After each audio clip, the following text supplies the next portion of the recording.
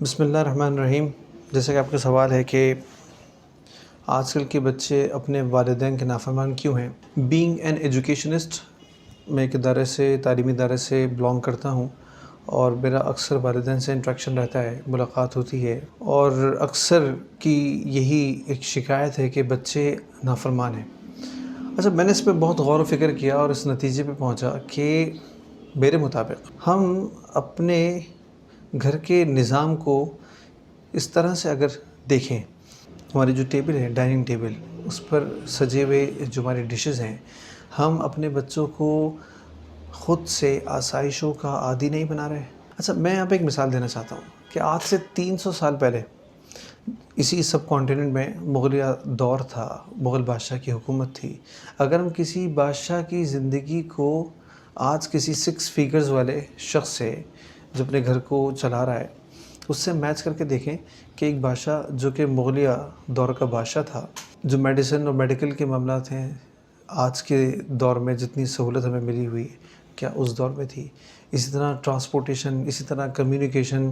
کے جو ذرائع آج ہمیں حاصل ہیں کیا وہ مغل بادشاہ کو حاصل تھے؟ اگر ہم ٹائم ٹریولنگ سو کالڈ، یعنی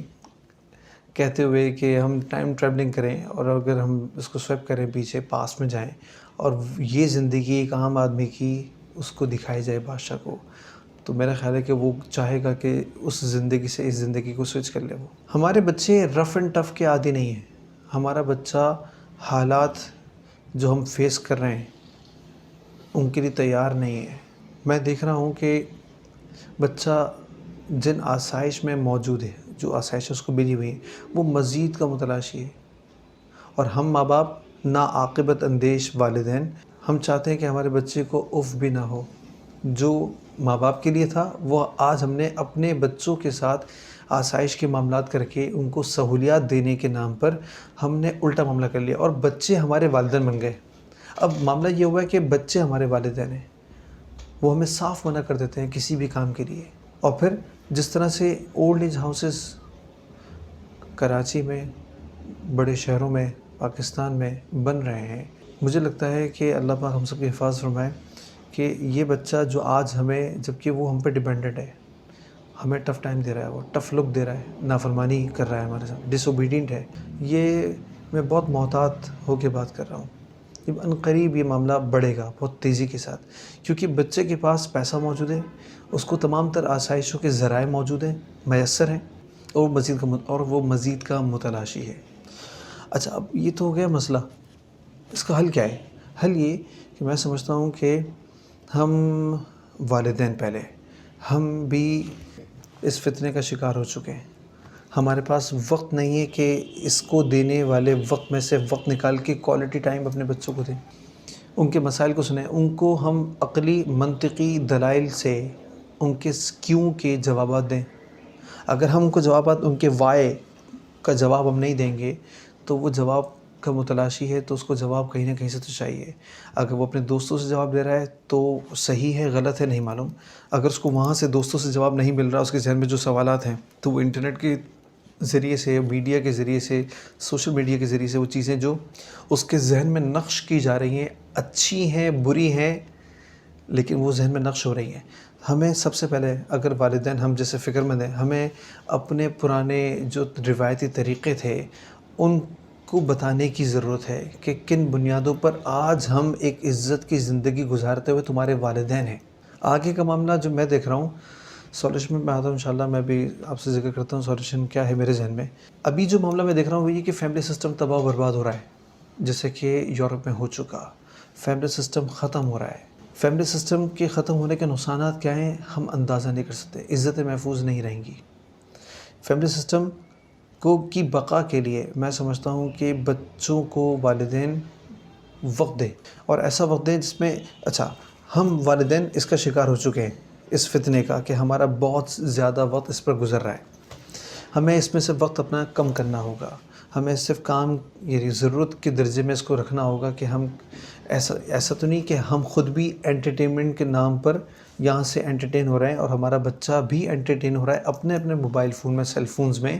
اور وہ کسی اور رخ پر نکل گیا ہے۔ ہماری بیٹیاں، ہمارے بیٹے جو نافرمان ہو رہے ہیں، تو وہ ہم زبان ہمسائے ملک سے بھی بہت ساری چیزیں لے رہے ہیں، اور جو کچھ بھی اپلیکیشنز پہ انٹرٹینمنٹ اپلیکیشنز جو اس وقت موجود ہیں، اس پر جو مواد دکھایا جا رہا ہے، جو کانٹینٹ دکھایا جا رہا ہے، کہیں میرا بچہ اس میں ایڈ تو نہیں ہو گیا ہے؟ کیا وہ چیزیں تو نہیں، میں ان کا نام لینا نہیں چاہتا، لیکن ہمیں پتہ ہے ہمارے اطراف میں کیا کچھ چیزیں چل رہی ہیں، تو ہمیں اس پہ نظر رکھنے کی ضرورت ہے کہ وہ کیا کر رہا ہے، اپنا وقت کہاں لگا رہا ہے۔ اچھا، ہم اس فتنے سے، سیل فون سے بچے کو دور نہیں کر سکتے، بہت مشکل ہے۔ ہم یہ ضرور کر سکتے ہیں کہ ہم اس کو ذہنی اور فزیکلی مصروف کر دیں۔ جیسے کہ ابھی ہم جیسے کہ بات کر رہے تھے، آپ نے بہت اچھی بات فرمائی کہ ہم کسی بھی اس کی ضرورت کو، جو اس نے ضرورت کے درجے میں رکھا ہوا ہے کہ مجھے یہ چیز چاہیے، سائیکل چاہیے یا کوئی اور چیز چاہیے اس کو، ہم کسی چیز کے ساتھ اس کو کنڈیشن کر دیں کہ اگر تم مجھے یہ کام کر کے دیتے ہو، کام، ایجوکیشن یا کوئی بھی وہ چیز جو آپ چاہتے ہیں اس سے کروانا، حفظ کے معاملات ہیں، اگر آپ کو سپارہ وغیرہ چاہتے ہیں کہ وہ حفظ کر لے، ایک پارے کے بعد میں تمہیں یہ انعام دوں گا، یا 15 یا 5 پاروں کے بعد تمہیں میں یہ انعام دوں گا، یا تم مجھے 40 دن تک تکبیر اولیٰ کے ساتھ نماز پڑھ کے دکھاؤ گے، تو میں تمہیں وہ چیز جو مانگ رہا ہے اس کو آپ دیں، تاکہ اس کو لگے کہ میری محنت کا ثمر ہے، میری محنت کا یہ پھل ہے۔ اگر آپ اس کو بغیر محنت کروائے کوئی چیز آپ اس کو دیں گے، تو اس کو نہ تو وہ مزہ آئے گا، اور بلکہ آپ نے بگاڑا ہے اس کو۔ آپ اس کو اس کی کنڈیشن کے ساتھ جوڑیں، جو چیز آپ چاہتے ہیں اس کے بعد وہ انعام دیں، تو اس کو خوشی بھی ہوگی، اور آپ اس کو یہ اپنی پریکٹس سے، اپنی تربیت سے اس کو یہ سکھا رہے ہیں کہ کوئی بھی چیز جو ہے وہ بغیر محنت کے حاصل نہیں ہوتی۔ اچھا، سولوشن کیا ہے؟ سولوشن یہ ہے کہ ہمیں اپنی زندگی کو سادہ کرنا پڑے گا، ہمیں سادگی پر آنا پڑے گا۔ ہم ایک لسٹ بنائیں کہ ہم اپنے کھانے پینے میں کن کن چیزوں کو بلا ضرورت استعمال کر رہے ہیں، نہ صرف کھانے کے لیے بلکہ ہماری جو ویکنڈ پہ کہیں جانا ہے، موو کرنا ہے، ہمارے جو فاسٹ فوڈ کے معاملات ہیں ان پہ بھی آپ کو نظر ڈالنی ہوگی کہ ہم کہاں کہاں پر پیسوں کا اسراف کر رہے ہیں، ہم اپنے کھانے پینے کا اسراف کر رہے ہیں، کہاں بیجا ہمارا معاملہ جو ہے، جو ضرورت کے درجے میں تھا اس ضرورت کے درجے سے وہ نکل کر عیاشی کے درجے میں جا چکا ہے۔ اس پر آپ کو غور و فکر کرنے کی ضرورت ہے، اور بچوں کو آپ رف اینڈ ٹف بنانے کی کوشش کریں، کیونکہ آگے کے جو حالات میں دیکھ رہا ہوں، آگے حالات خراب ہیں۔ ساتھ میں ایک بات کا میں ایڈ کرنا اور بھی چاہوں گا کہ ہم نوکریوں سے بچوں کو نکالیں، ہم ایسے پروفیشنز پہ جانے کی کوشش نہ کریں جو بچوں کو نوکری پر رکھے، ہم بچوں کو کوئی ہنر سکھائیں، اس کو اسکلڈ بنائیں،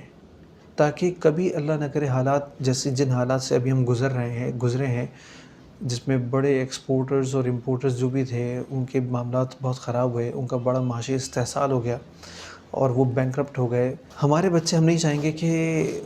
ایسی فیلڈز کو چوز کریں کہ جن پہ ان کے لیے مسائل پیدا ہوں، ان کو ہم سیلف امپلائمنٹ کی طرف لے کے جائیں، ان کو انٹرپرینور بنائیں اور ان کو اسکلڈ پرسنز بنائیں۔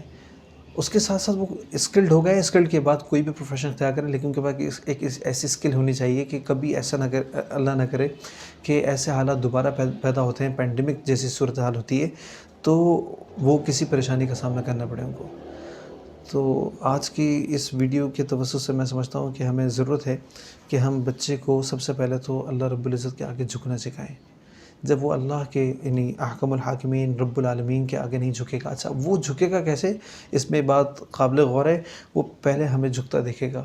ہمیں اللہ کی اطاعت کرتا دیکھے گا، تو پھر ہم اس کو کہہ سکتے ہیں کہ بیٹا میں یہ کر رہا ہوں اپنے عمل سے، تو تم مجھے فالو کرتے ہوئے تم بھی یہی کام کرو۔ آج میں چاہتا ہوں کہ میرا بچہ 5 وقت کا نمازی ہو، لیکن میں نمازی نہ بنوں۔ میں چاہتا ہوں کہ میرا بچہ حافظ قرآن ہو، میں حفظ نہ کروں۔ میں چاہتا ہوں کہ میرا بچہ صوم و صلات کا پابند ہو اور حدود کی پابندی کرے، میں نہ کروں۔ ایسا نہیں ہے، بچہ پہلے تو والدین کو آئیڈیلائز کرتا ہے۔ سب سے پہلے مجھے ضرورت ہے کہ میں اپنے آپ کو چینج کروں اور اس کے ساتھ ساتھ اپنی زندگی میں سادگی کو لے کر آؤں۔ اللہ پاک ہم سب کو ان تمام باتوں پر عمل کرنے کی، اور ہمیں ہمارا جو اثاثہ ہے جو ہماری اولاد کی شکل میں، اس سے صحیح طور پر استفادہ کرنے کی، اور ہمیں اپنے اس اولاد کو صدقہ جاریہ کے طور پر ان کی تربیت کرنے کی توفیق عطا فرمائے۔ وآخر دعوانا الحمدللہ رب العالمین۔